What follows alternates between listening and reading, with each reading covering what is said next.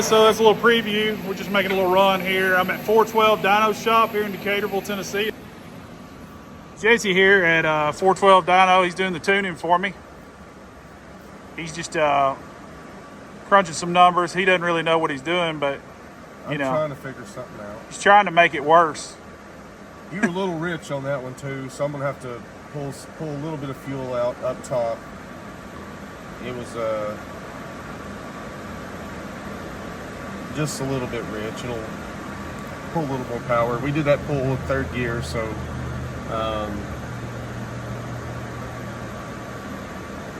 made 380 on that run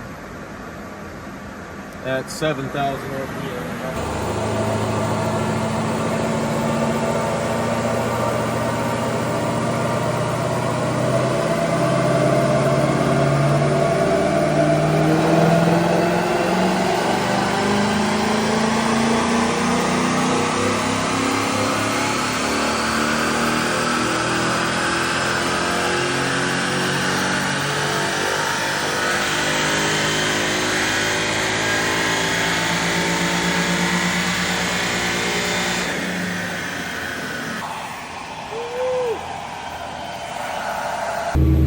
All right, guys, so we've made a couple adjustments. Let's go over here and show you a little bit of this, what he's got going on.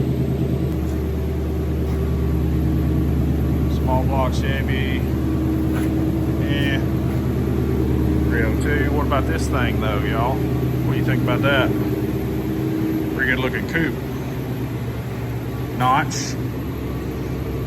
Not a Fox body guy, but it's a good looking ride.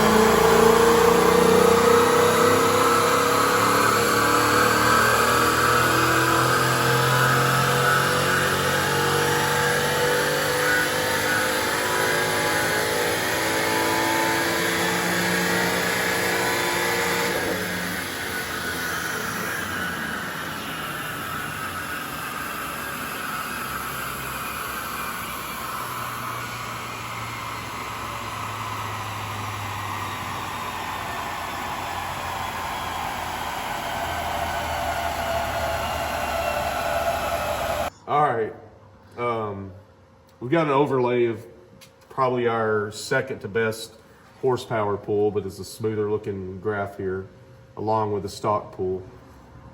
At stock, our torque was at 346. After the tunes, at 364.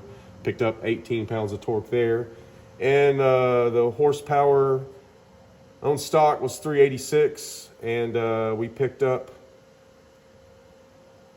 21 horsepower at 407. And I just want to show you guys how accurate. Again, this is a Mustang dyno, which is your... So on this stock pool, let me actually go back and grab, I want to grab your stock run here.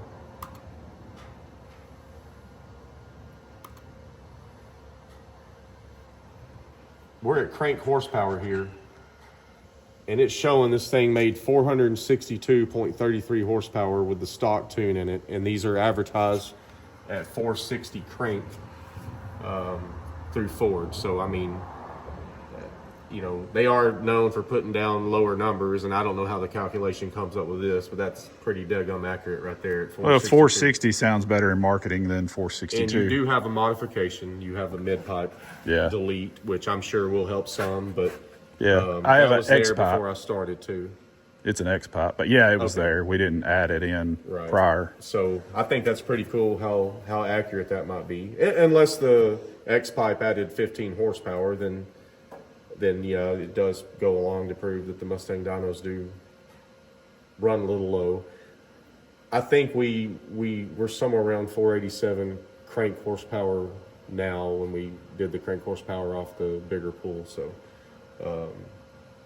roughly 27 over stock at the crank is what it's showing. That's enough. You ought to tell it a little bit anyway.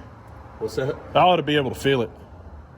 Yeah, I mean 20-something horsepower. Unfortunately, it's not like the back in the days when you had a Fox body with 215 horsepower. You got 25 horsepower of that. That's a difference. You're right. The percentage, you know, when you're already making 460 is I mean, will you be able to tell? I think mostly driving around town, the throttle response and stuff like that is probably going to be the biggest difference in the car. Yeah. So, you know, it's just that's all I could get was 21 horsepower out of it. But Fords do add their own timing from the factory, so that does kind of hinder you from making power because it's already pretty much doing the best it can. I mean, obviously, it was running a little richer from the factory, so it's leaned out some. And as I showed you, it's on that second wide open throttle pull. It was a couple little spots where it pulled a little bit of timing there, but it was still adding, you know, a few degrees of timing the whole time, which is kind of what you're going to want to aim for whenever you're tuning, or that I do anyway. So that, you know, and we do still have just a touch of 87 in there, but I don't think that had any effect on anything at all. But yeah, that was my fault. Well, it said 50 miles left when I filled it all the way up to 93. Okay. So I mean, I doubt there's even a tenth of 87, or maybe even a fifth of 87. But you know, we could play another game. We can go put some octanium in it and see what happens when we bump it up to about 96 horsepower. Then we'll be burning cats out, and I'll be header shopping. On this pool, on our highest horsepower pool,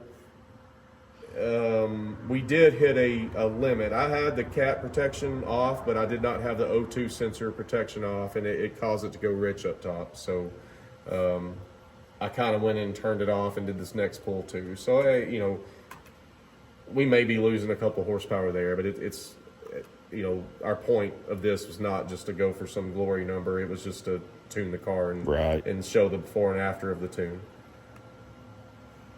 Just got really some just good numbers, really. You know, this is more like a baseline tune, y'all. Kind of give an idea of, like, before we go to doing any major mods on it, you know, I'm looking at maybe headers down the road, maybe cold air intake, mostly bolt-on stuff. I'm not really looking at going to power adders right now, mostly because of the expense. It's a lot of money to go that route, and you know, we'll see, maybe down the road, but just kind of give you a baseline of what to go off of. And anyway, if you like what you see, hit that like, subscribe, share it. If you need any kind of dyno work, Jesse's the man down here at 412 Dyno, Decaturville, Tennessee. He can hook you up. So anyway, we'll catch y'all in the next one. Thanks for watching, guys.